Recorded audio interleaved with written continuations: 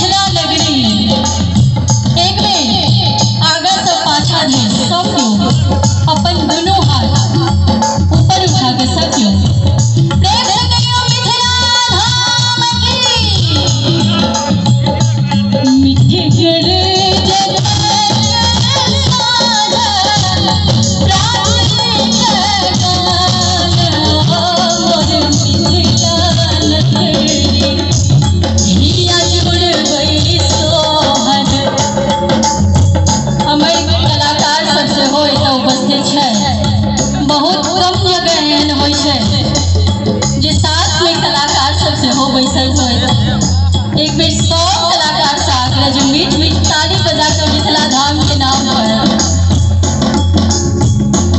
हिया जुड़बै सोहर समाधान मिथिला नगरी हिया जुड़बै सोहर समाधान मोर मिथिला नगरी।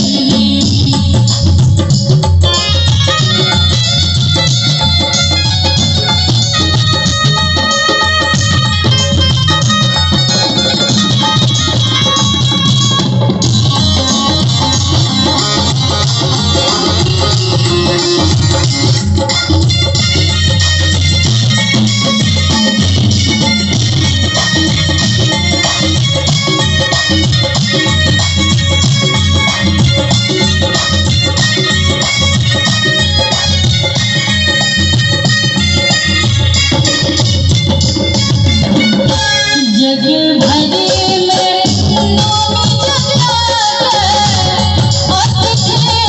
सम्मान मोर मिथिला नगरी जग भरे में नौमी